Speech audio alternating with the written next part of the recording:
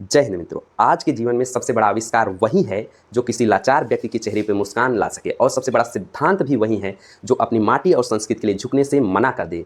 ठीक ऐसे ही हम महान व्यक्तित्व वाले महान व्यक्ति सोनम वांगचुक जी की बात कर रहे हैं, जिनका व्यक्तित्व हिमालय जैसा ऊंचा, अडीग और विशाल है, जिनकी वर्तमान आयु 59 साल है। वो 19 दिनों से जंतर मंतर पर भूख हड़ताल पे बैठे हैं। उनका वजन 9 केजी घट चुका है। उनका ब्लड प्रेशर लगातार घट रहा है।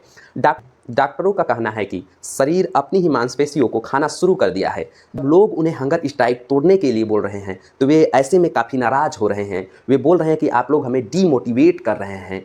इसके जवाब में उन्होंने कहा, मेरे कुछ प्रिंसिपल हैं और वैल्यू हैं जिसके चलते मैं यह अनशन रखा हूँ। अगर मैं अपने शब्दों से पीछे हट गया तो मेरे प्रिंसिपल और वैल्यू का क्या होगा।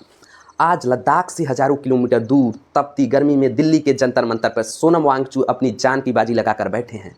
और ऐसे में सबसे बड़ा सवाल उठता है कि किसे फर्क पड़ता है, कोई जिए या मरे। हमारे देश के युवा क्या इतनी बड़ी जनसंख्या में सोनम वांगचुक की साथ दे पा रहे हैं जितनी बड़ी संख्या में साथ देना चाहिए। ऐसे में हमारी सरकार की तरफ से क्या जवाब आया? अब तक हमारी सरकार की तरफ से कोई जवाब नहीं आया। सरकार चुप्पी साधी हुई बैठी है।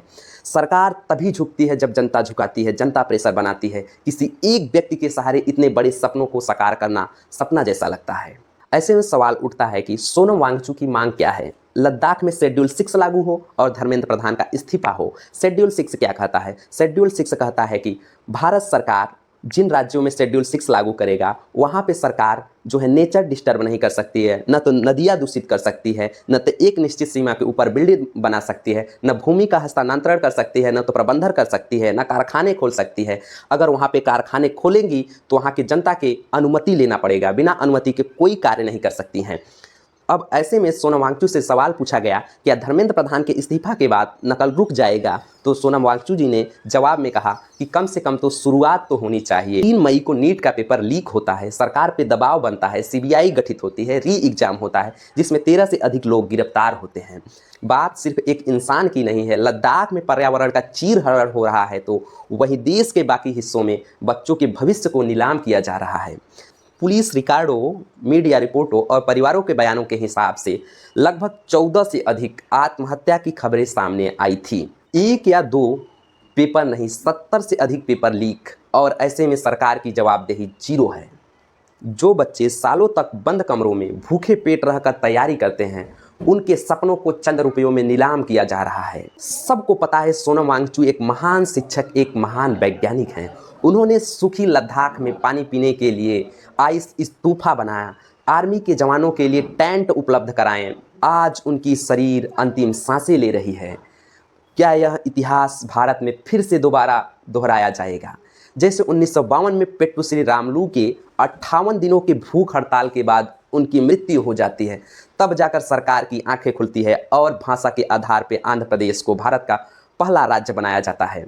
2020 में किसान आंदोलन हुए, किसान संगठनों के मुताबिक, जिसमें 100 से अधिक जाने गई। तब जाकर सरकार जो है तीनों कृषि कानून वापस लेने पड़े।